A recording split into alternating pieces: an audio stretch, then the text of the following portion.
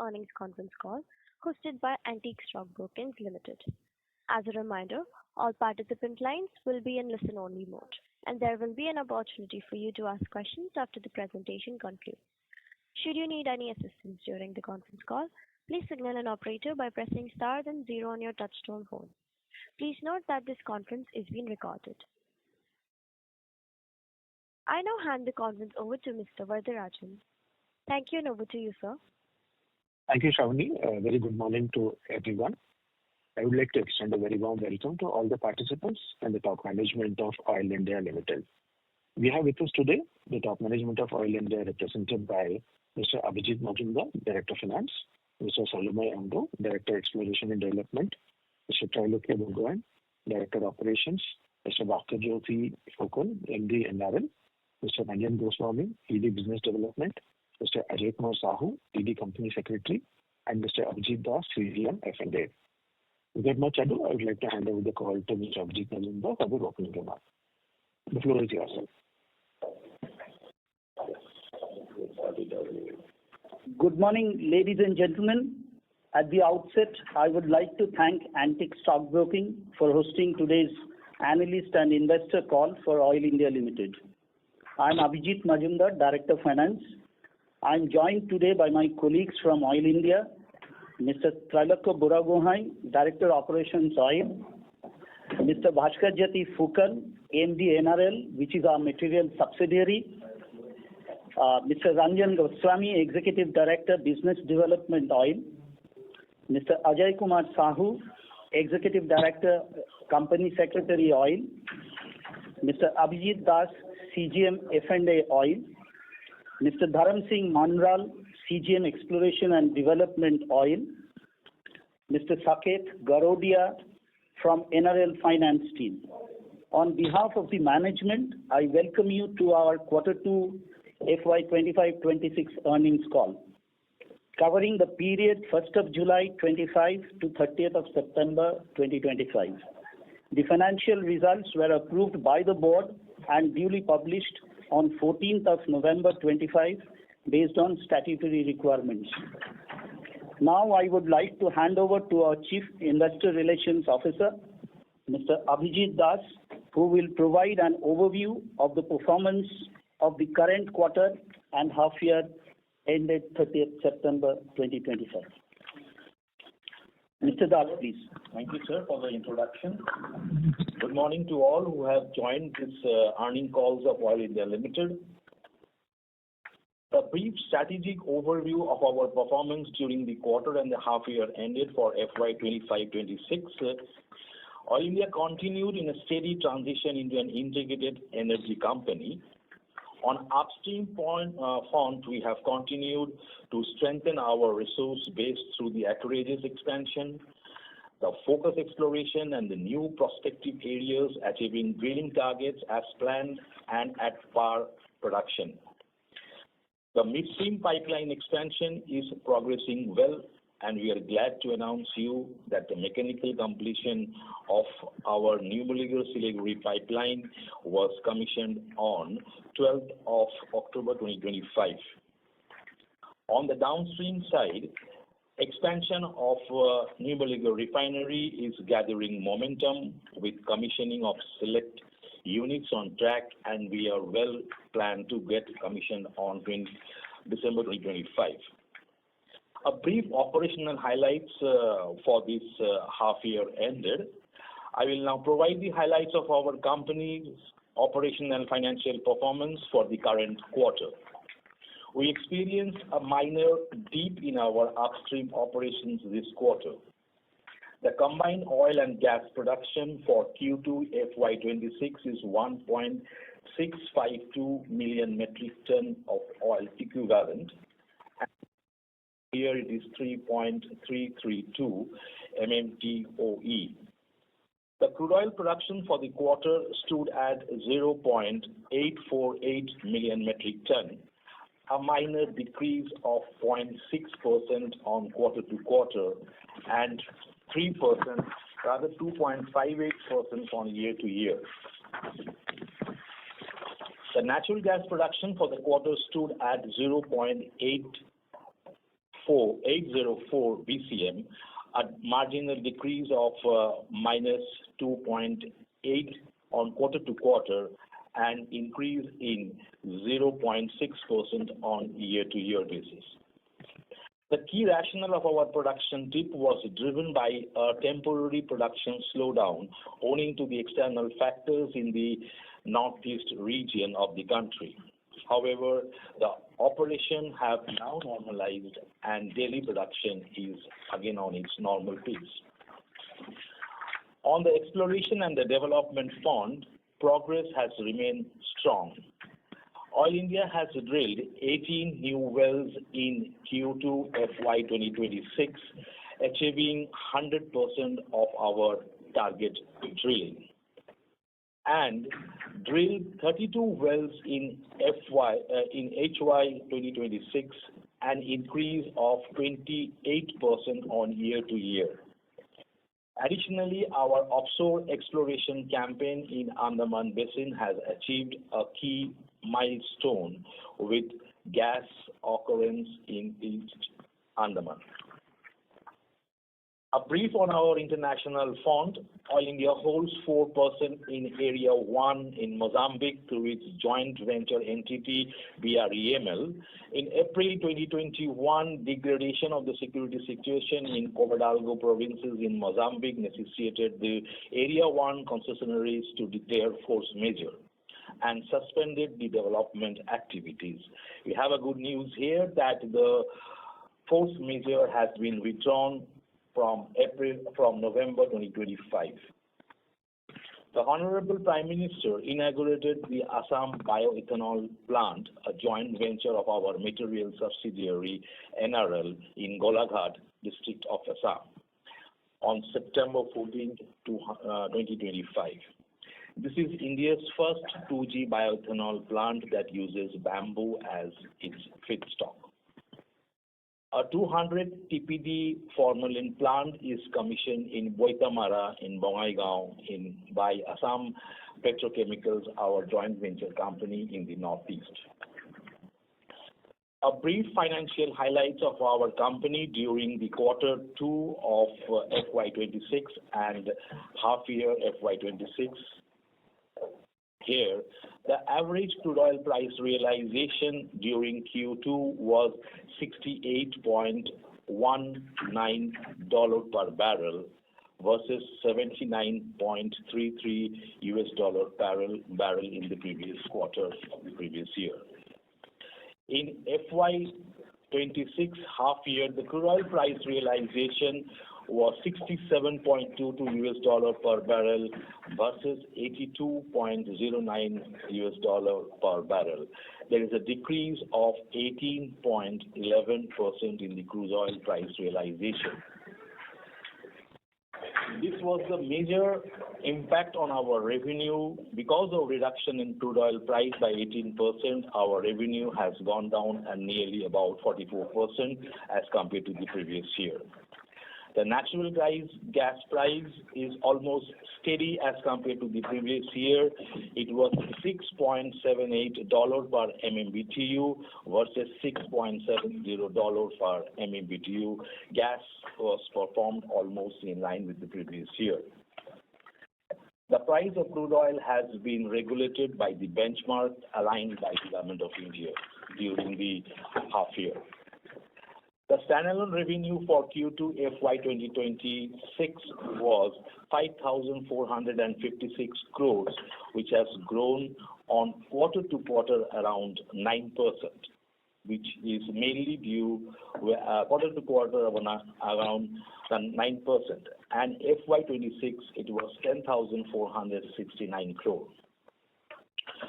Because of reduction in revenue and well write-offs, our EBITDA margin has also gone down to 34% as compared to 47% in the previous quarter. The PAT for Q2 FY 2026 was 1,044, reflecting 28.8% growth on quarter to quarter.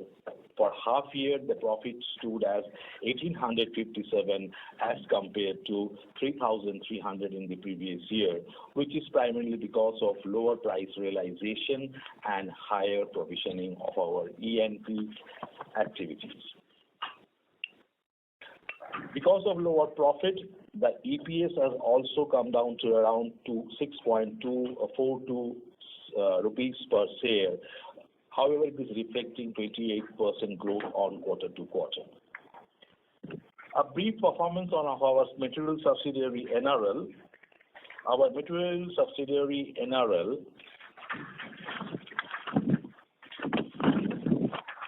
the revenue of our material subsidiary NRL during this quarter was 6,442, which is up by around 2.5% on quarter to quarter and almost 24% on year-to-year basis. The refinery achieved a capacity utilization of 100% plus, and the distillate yield stood as 86% for Q2 of FY 2026. The gross refinery margin was $10.56 per barrel for Q2 FY26 and up by 110% from the previous quarter and $7.73 per barrel for FY 2026 for the half year. The EBITDA was 989 crore for the quarter, with PAT landing to 725 crore. And for FY 26, HY EBITDA was 1,774 crores and PAT was 1,213 crore. And a brief consolidated view of our company. On the consolidated basis, Oil India reported a turnover of 9,175 crore and PAT of 1,640 crore for Q2 FY26. We are pleased to inform you that the board has declared a dividend, and the dividend amount is 3 rupees 50 paise per share during this quarter. This is the first interim dividend declared by the company. Oil India has delivered a resilient and a disciplined performance in the quarter.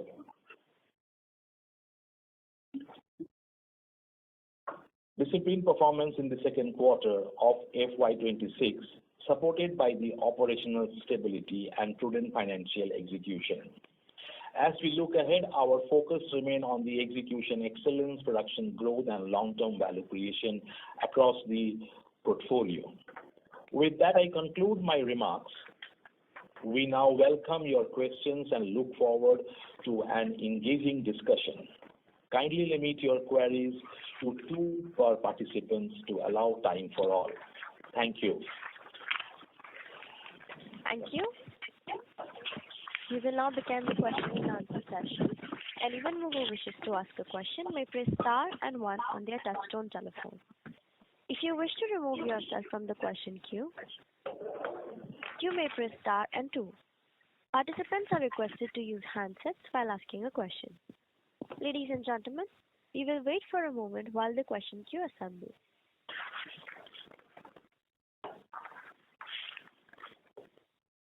The first question is from the line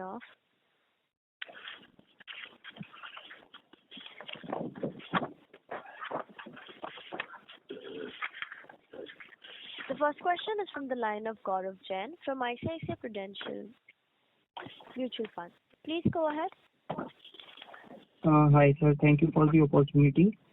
The first question on other expenses, if we will see, it has come out on the higher side, around 1694 crore. This is way higher than the steady state run rate that we have been seeing. So if you can help us understand what all are the one-off items here, sir. That's a good question. I think CGM F&A would be can take this question. Thank you, sir. During the quarter, as you have witnessed that there is a higher other expenses as compared to the previous year, there is only one minor reason of having higher expenses because During the first quarter, what we have done, we have provided for our two blocks. One is for Bangladesh and another one is for Gabon. Both these blocks we have already provided in our financial statement during the first quarter. It was amounting to around rupees 700 crores. And one well which we have drilled during the quarter in our Andaman Basin in Vijayapuram 2, we have also provided for that in around 723 crores. This is the only reason which we are having higher other expenses during the quarter as compared to the previous year.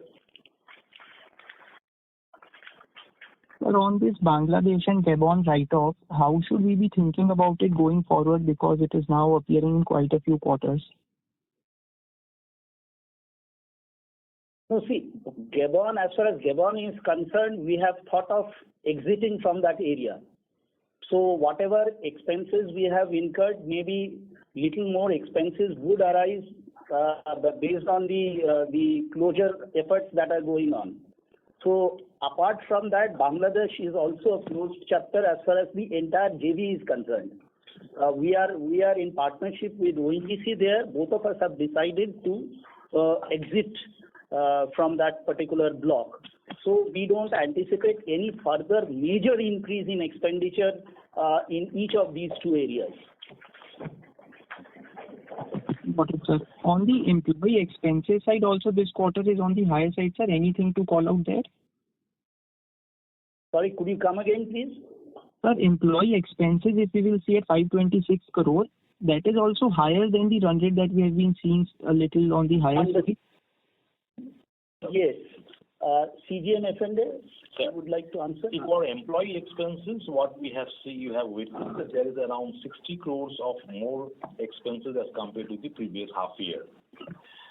So during our pay revision, government has mandated that once your DA percentage will increase up to across 50%, then your gratuity amount will increase from 20 lakhs to 25 lakhs. So during this quarter, we have witnessed that our DA has crossed 50%. It is 51.29% during the quarter. So as the gratuity liability of the company has already increased, we have carried out the actuarial valuation considering the liability of the employee strength from 20 lakhs to 25 lakhs. So the actuarial deficit which has been accounted during this quarter is around 60 crores of rupees. That is the only reason which the employee benefit has gone up as compared to the previous half year. Rest, normal, marginal increase of our employee costs in relating to increase your normal salary and some medical benefits. But the major amount which has increased in employee benefit is for the increase in actual valuation of our gratuity expenses, which is 60 crores.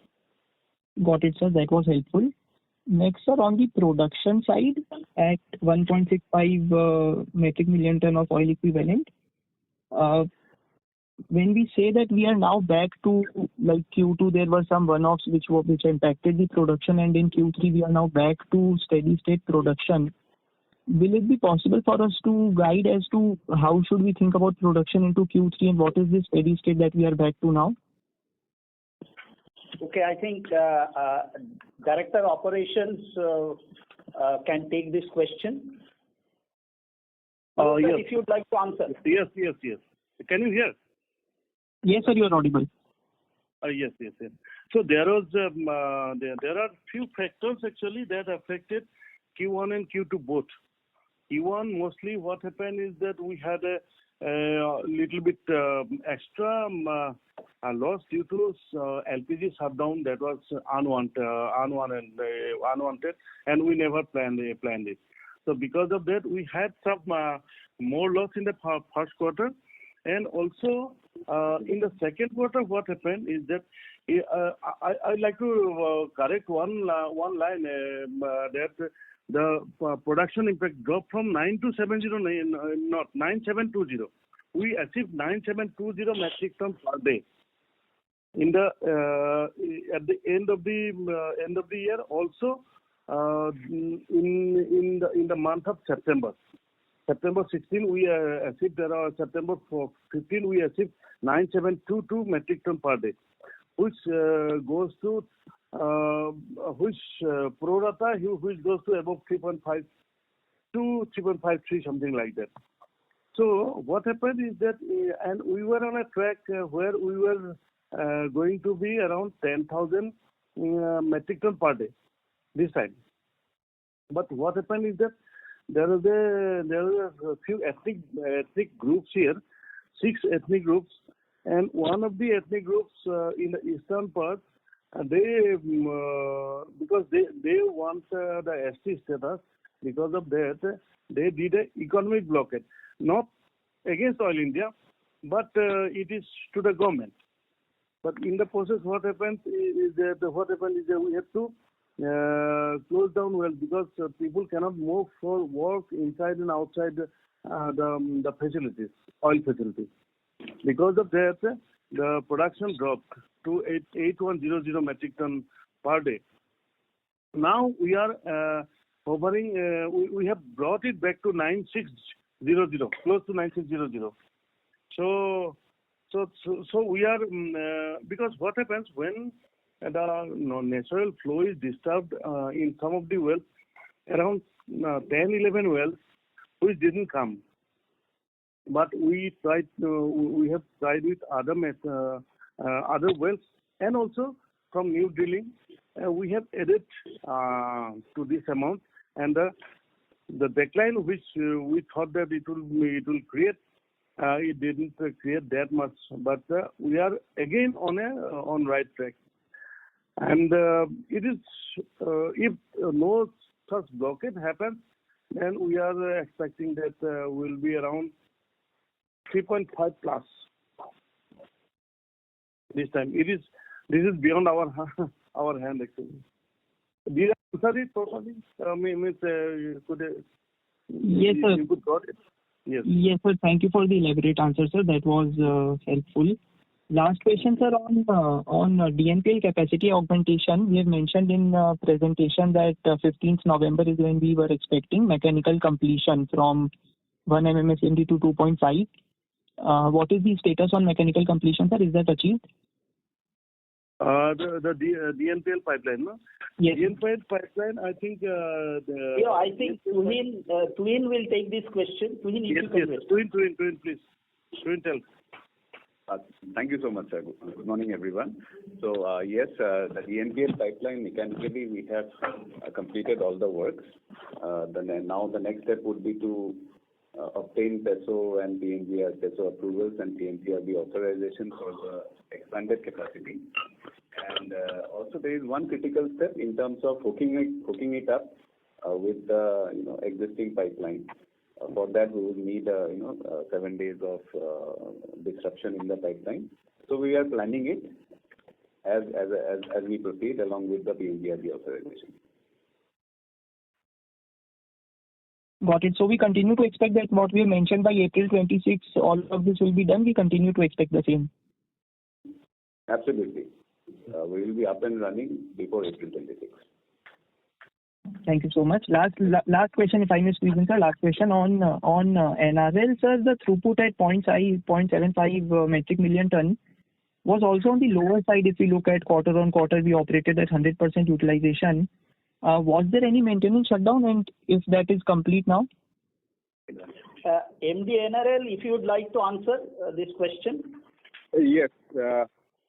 We did not take any shutdown. There was, we are dependent on the crude supply from Oil India, and there was a very marginal dip on the availability. That also affected us. But we are still more than 100%, and this quarter we have accumulated crude, and then we are getting some imported parcel as well. So this quarter will be above 100% again, actually. So there was no maintenance-related shutdown in the Q2. And Q3, there was a small shutdown that we had to take on safety-related thing in our primary unit, but we are out of that shutdown. So hopefully in Q3 also we will exceed 100%. So we will maintain more than 100% for the entire year. Thank you so much, sir. That was helpful. All the best, sir. Thank you. Thank you. The next question is from the line of Probal Sen from ICICI Securities. Please go ahead. Yeah, thank you for the opportunity, sir. Very good morning. Firstly, on the Andaman write-off, just wanted to understand, what were the results of the drilling campaign so far, and what has led to the write-off of the well? Plus, how many more wells are we actually planning at this point of time in terms of our drilling campaign in the region? That's a good question. We have with us ED Exploration. May I request ED to respond to this? So very good morning to all of you. So Andaman exploration has been quite a success for us in the sense that we had ventured into Andamans way back in 1980s when we drilled 7 or 8 wells. So thereafter, after a long time, we had again been into offshore waters because this is the thing which is happening all around the world where big discoveries are being made. So right now we have completed 2 number of wells. The number 1 well was Vijayapuram 1 and the second well was Vijayapuram 2, where we could see the occurrence of hydrocarbons and the gas was even flared. Now what we are exactly doing is that we have moved to the 3rd well and we are currently drilling it. But our plans are to appraise the Vijayapuram 2 occurrence of gas, for which we are planning supplementary 3D seismic, which is going to give us tighter control of the subsurface to plan future well and define the new strategy for exploring and exploiting hydrocarbon resources from there. And as far as the total number of wells goes, so we have in line of sight 3 plus 1 wells as of now, which includes the 2 number of wells which have already been drilled, the 3rd well which is under drilling, and there is 1 well in the Andaman West. But depending upon the success in the appraisal, the exploration strategy will be charted out and we will go ahead with the momentum of discovering these hydrocarbon resources, and the number of wells may increase in due course of time. Just to understand, sir, thank you for the detailed answer. The write-off basically happens anyways as a matter of course, even if there is a reasonable, even if there has been a successful discovery of hydrocarbons. Is my understanding correct? I think that's correct. Because write-off is independent of discovery or occurrence of hydrocarbon. Because write-off is basically an accounting treatment which is done based on the assessment of the situation there. It has got nothing to do with the discovery or the future prospects. So I believe that answers your query. Got it, sir. And any sort of timelines you can put on when we can get an estimate, even a contingent resource kind of a number from this region? Any assessment that your exploration team or seismic team has done at this point of time? Yes, ED Exploration is as I told you that a very thorough appraisal of the occurrence of gas is required, irrespective of the well which is being drilled, because each of the wells will be taken into account accordingly. So we are planning a supplementary 3D seismic, which gives you a better image and tighter control of the subsurface. Once that is available with us, which we are planning very shortly, within another 3 to 4 months, we'll be carrying out the supplementary seismic in Andaman. So this will give us those numbers which are much awaited by us as well. So basically, sir, end of next financial year is when we can expect to hear more concrete updates as far as numbers are concerned. Is that right? A fair way to look at it? More number of wells, as we complete our seismic exploration, as we image, as we interpret, as we integrate them, we'll have numbers in our hand. Yeah. Right.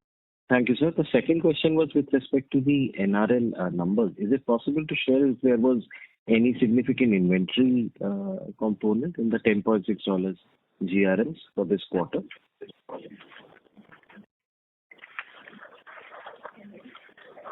So, MD NRL, would you like to take that question? Yeah, I would pass this question to Saket. I don't think there was any significant contribution of inventory, but let Saket answer this question. Saket, over to you, please go on. Saket, if you are there. MD sir, if Saket is not there, I'll just give a response. Yeah. You have the numbers. you have the numbers. Recently, you can share the numbers. Yeah. Mr. Dwayne, actually this 10.56 has an impact of only 44 cents. So this is very minimal. So therefore, the inventory was not the factor here. Actually, we enjoyed a very good margin in the second quarter, and the good news is that kind of margin still continues in the quarter three. So basically the quarter two margins which were available has resulted in this GRM that you have seen. Got it. So one final question. More to do with the spread. Understood, sir. Understood. So one final question about the expansion. If you can kindly just once again refresh what's the latest timeline for physical completion and commissioning of the expanded capacity for Analysts? We have already done around 95% in one of the plant called DSGT. So that is ready for actually, in fact, pre-commissioning is underway. The primary unit schedule video pre-commissioning is underway. So we are hopeful that by end of December, we should be in a position to commission our primary unit, and gradually other units will come. But since it is a very, very complex refinery, you will understand that, and you have seen other refineries. So it takes a while, maybe 2 quarters to stabilize. So you can look forward for some production in the Q3 or Q4 of the Q2 of next year. Q2 of next year. Yes. Understood, sir. Thank you very much. I'll come back for more questions, and all the best. Thank you. Thank you. Thank you. The next question is from the line of Kirtan Mehta from Baroda BNP Paribas Mutual Fund. Please go ahead.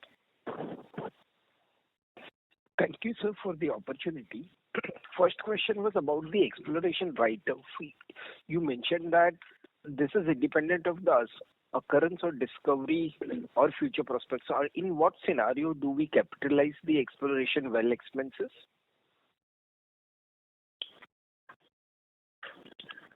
Sir, this is CGM FND who is answering. Sir, but could you please repeat your question? On the Andaman exploration well, we explained that we have written it off despite there has been a hydrocarbon discovery and we were planned to appraise. So I just wanted to understand the accounting policy in terms of when do you actually capitalize the exploration expenses for well? Sir, first of all, it's not a discovery. What we have basically informed the community is that we have observed traces of hydrocarbon in that particular area. So for it to be declared a discovery, it needs further studies, and maybe ED exploration can take it up to further explain. Once a discovery is established, then we certainly capitalize. However, before a discovery can be declared, lots of studies need to be carried out, which we are in the process of carrying out.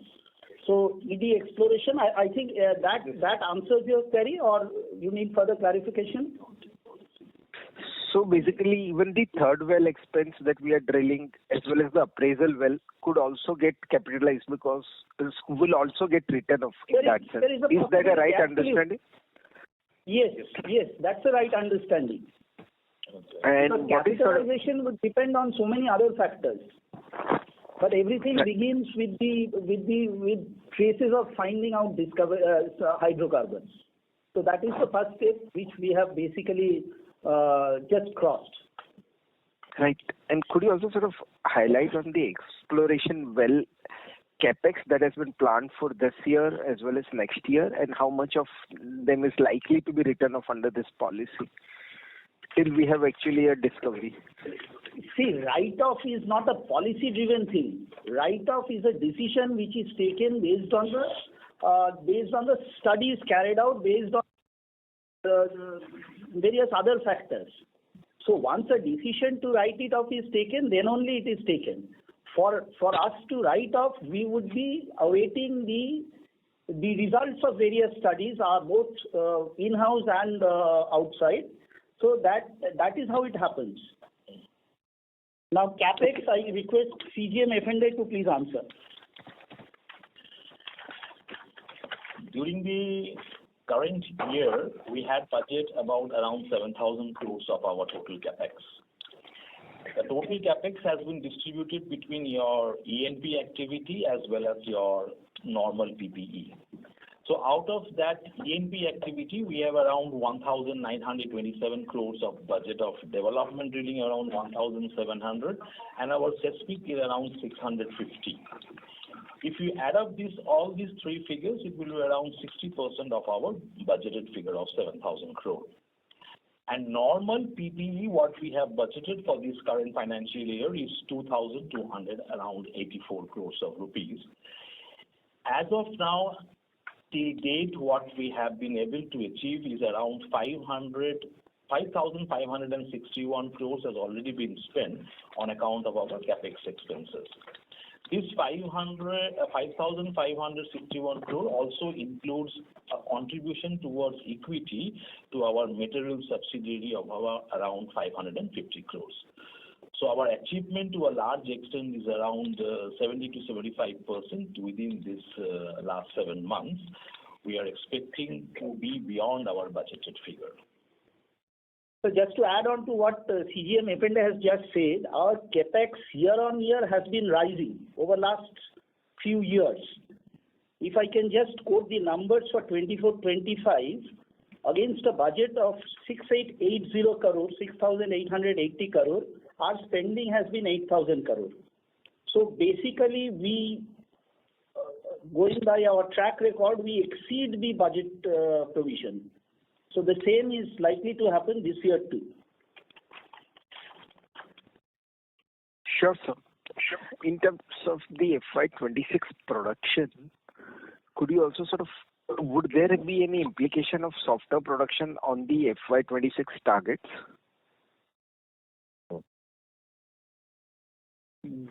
Dio, would you like to take this question? Yeah. No, can you repeat the question? Ketan, if you could repeat the question. Sure, sir. I was asking, we had sort of a softer production in the Q2 than our own expectation. So will this have any implication on the FY26 target, or would we be able to compensate for it during the second half? Definitely, because if it would have been a small hiccup, we would not have been bothered. But this really impacted a little bit on our production, because for around 2020 now, if you look at it, September 16 now, today is November. What today's date is November 17th. Almost 2 months. If you out of these 2 months, almost 1 month, our production went below, close to 9,000, which we were producing as 9,720. Now we are bringing it up, but we are trying our level best, because we have changed our strategies also. Now I am here in field headquarters, looking at both production and some other aspects also, so that we can bring the production up. I am already here last some 20 days in the field headquarters only, so that we can bring the production to that level. And maybe we'll bring it to the level, but I don't say that we'll be able to go to a very the expected level. But we are trying our level best to bring it to the level. If it is not up to the expected level, but quite close to expected level. That is what our attempt is. Thank you for every day we are doing optimization. Every day we are trying to bring in new wells. Every day I am going well by well with the teams, so that I can bring the production to the level which we expected. Yes. So I think Dio is cautiously optimistic there, but I am quite hopeful that they will be able to kind of face the challenges, and we are slowly coming back to our earlier level of production. I hope that possibly if we might be able to surpass the target that we have set for ourselves, but I will otherwise go with you, whatever you have said. Sure, sir. Thank you. One last question from my side. We have been working to sort of have the international partner for our deep water exploration. Could you update the progress that we have made during the quarter on the side? Yes. Yes, Reaching out exploration, if you can just. Yeah. So reaching out to international oil and gas majors has been at the core of our building momentum to getting into deep and ultra deep offshore waters. And in this context, let me tell you that we have a service agreement with Total Energies, which is an oil and gas major, which has enormous amount of experience when it comes to deep and deep water exploration. And through this service level agreement, what we have done in the past is that we have leveraged their expertise in terms of well design, planning, and other engineering strategies, so that our exploration activities come to fruition. And we are further trying to even work upon with them, engage with them to expand our scope of services. And I'm not going to declare it right now because we are still working on it over and above what we already have. Apart from this, we have been reaching out to many other national and international oil and gas majors. One of them is Woodside Energy, where we are hopeful that we'll be able to some sort of engagement with them so that we can partner together. More than the financial part, what our objective is, that the technical knowledge base and expertise is what builds upon success in any exploration activity per se. So this is forte, and this is what we are looking for, so that together we can synergize together and lead to some good discoveries in the offshore frontiers of Indian sedimentary basins. So outreach is at the core of Oil India's activities. Thank you, sir, for this detailed answers. Actually, just I'd like to hello, dear sir. I'd like to add to it actually that we are in advanced discussion with Total Energies regarding this thing. Especially whatever exploration is going to happen in terms of stratigraphic traps, like CGM and the ED and Mr. Manal has told. These discussions are on at a very high level, and it is going on. So we are engaged with them, and in all future exploration, especially in deep waters, they will be our kind of technical partners, at least. So that is there. The next thing I didn't tell the number actually. So what we are expecting is that the number will be, in terms of production, will be around 3.5 to more than 3.5 actually. So we are so 3.5 will be we must cross, but we are asking for 3.55. That is the target. Like you asked me for a number now. So I say that 3.5 to 3.55 will be my target for the production. Thank you, sir. Thank you. Thank you.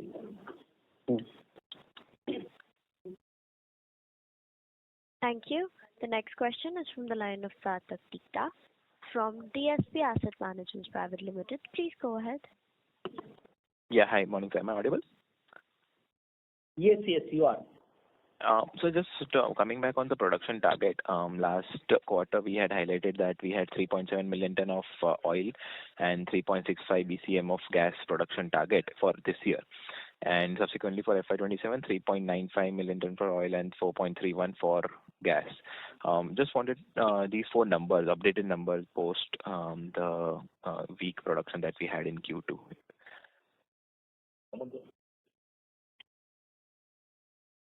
So what exactly is your query? You want some numbers from us, or you want a clarification, or what exactly are you looking for? Sir, I want updated FY26 and FY27 production guidance for oil as well as gas. So the updated production outlook is like this. FY26, 3.776 million metric tons. However, going by the disruption that has happened in our producing area, we may have to scale it down to 3.55. We are still trying to achieve that target, but we are keeping our fingers crossed.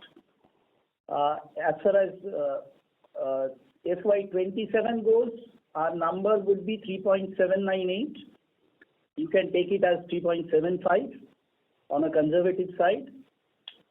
And FY28 would be 3.98, or you may take it as 4. If I'm a little more optimistic, then it can take it as 4. So by FY28, we'll be touching 4. As far as gas is concerned, this year we expect to achieve a production of 3.6 BCM. FY27 3.8 and FY28 4.6. That's the overall outlook for next three years. Okay, got it, sir. This was very helpful.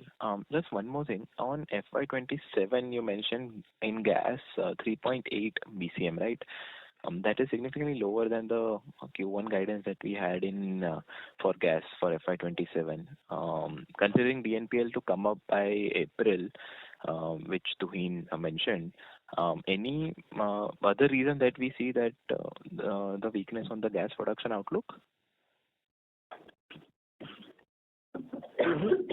Would you like to take it?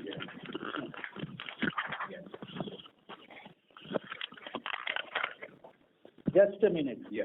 So, in terms of gas production capacity, we are very well prepared to ramp up gas production to much higher levels. But the numbers that you are reflected here are as per the ramp-up plan of the NRL new refinery. So the NRL new refinery consumption won't start in day one. So it would step by step increase in steps, and that's how the numbers are arrived at here. Okay, got it, sir. Thank you so much. This was very helpful. Thank you. The next question is from the line of Shabri from MK Global Financial. Please go ahead. Yeah, so I've got two questions. Firstly, on the production side. So on the gas side, I think your numbers you mentioned is 3.6 BCM for FY26, but the first half number is something like 3.25 BCM. So somehow it doesn't add up, because in order to do 3.6 average for the year, you'll have to do 4 BCM for the second half. So possibly I think it could get adjusted, right? Probably this year it could be more like 3.3, 3.4, then we go up to 3.7, 3.8. Is that the right understanding?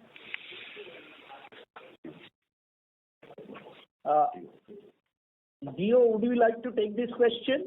Yes. You see, when there is a disruption, so it affects both oil and gas actually.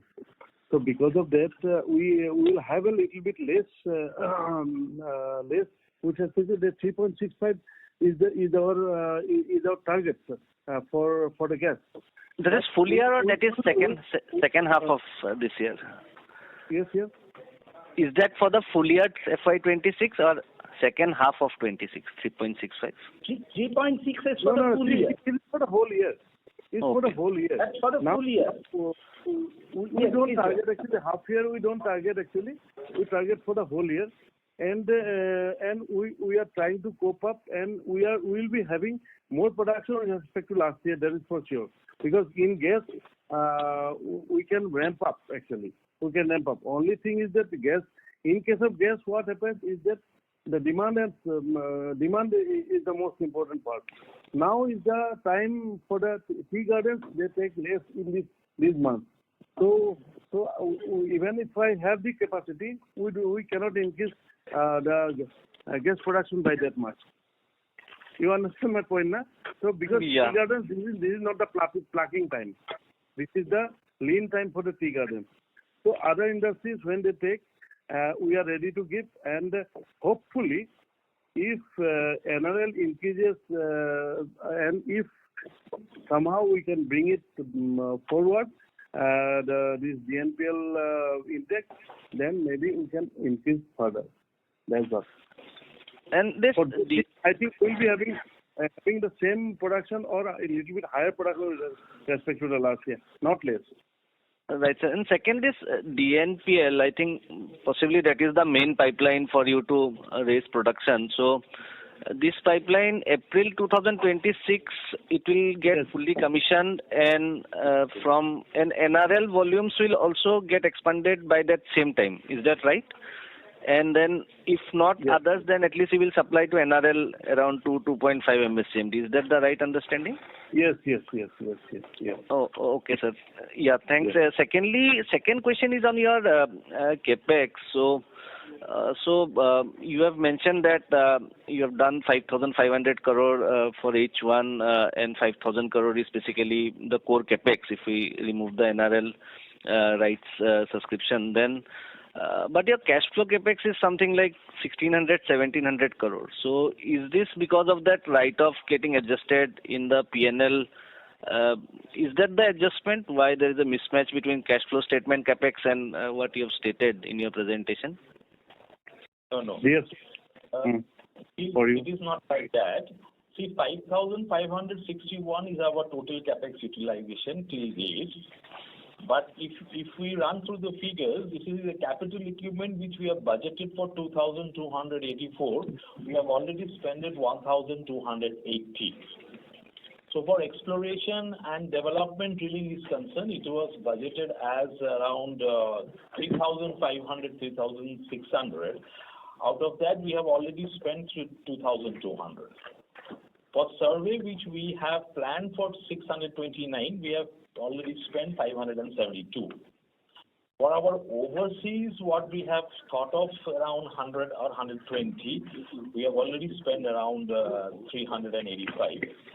For subsidiaries and joint ventures, which we planned around 350 in the beginning of the year, because of the add-on of the NRL investment, it is now standing at 1,117 crore. So the cash investment activity which has been shown in the cash flow, that may not be the exact figure with what we have already been achieved through the capex, because it is a mix of investment as well as the financing activities also. Got it. And regarding your Andaman, I think Bangladesh and Gabon, I think we are done with the write-offs, right? Or is there anything more pending? See, what we want to make it clear that based on our accounting policies, the principle which we follow as per the Ind AS 106, we only write off our wells when it is fully out of question. Now, things that we have provided for our Gabon, we have provided for our Bangladesh asset also in our books of accounts.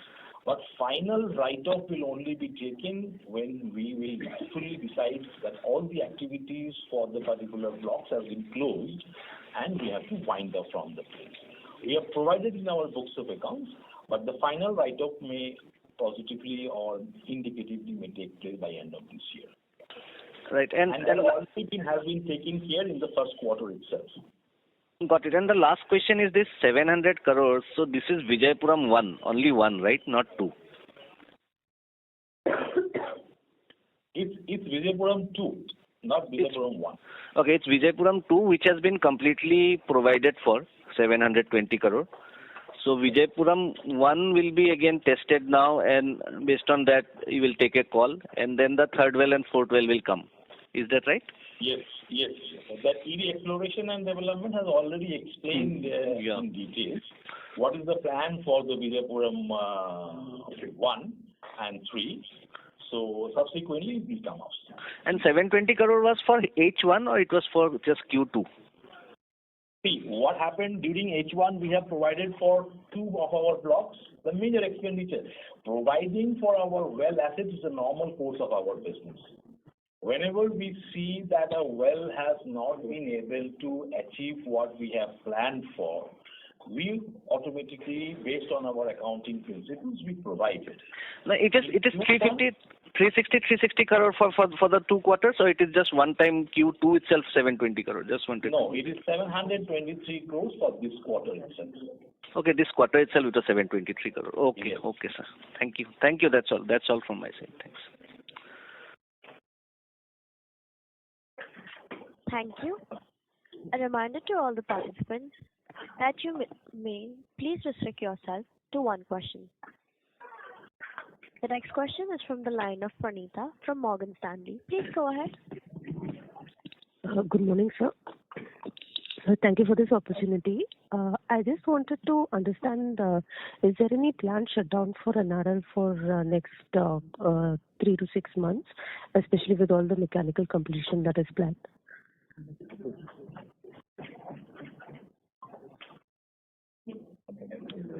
MD sir? Yes. Will you take up this question, please? It was regarding what, actually, sir? Yeah, asking whether there is any plan for shutdown of the refinery. No, there is no plan for shutdown. Shutdown will come in FY27 only. And so when are you expecting the first crude intake in the expanded capacity? In December this year. And this the is ramp up? In the primary unit, because we have to gradually commission the refinery one unit after the other. So fast crude intake is likely to happen in December itself. Okay. And the ramp up after the second quarter will be, how much are you targeting? Actually, ramp up will be gradual. Any very serious volume will come in the Q2 of next FY. So that means starting from say June onwards, July onwards, you will see a rapid ramp up of the capacity. Prior to that, we will have the commissioning activity going on. It's a very complex refinery that we are going to commission. That you must understand. Yeah. Right. And what is the net debt level right now in NRL? Pardon, I couldn't get debt level. Debt level.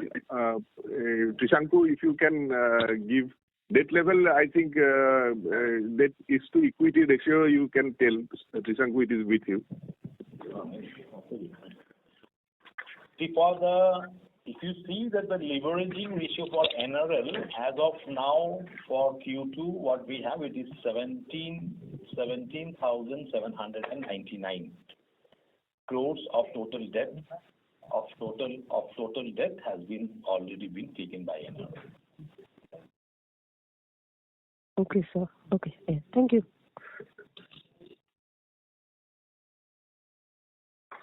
Thank you. The next question is from the line of Vineet Banka from Nomura Services. Please go ahead. Hi, sir. Thank you for the opportunity. So can you please update on the $300 million dividend, I think, which are stuck in Russia?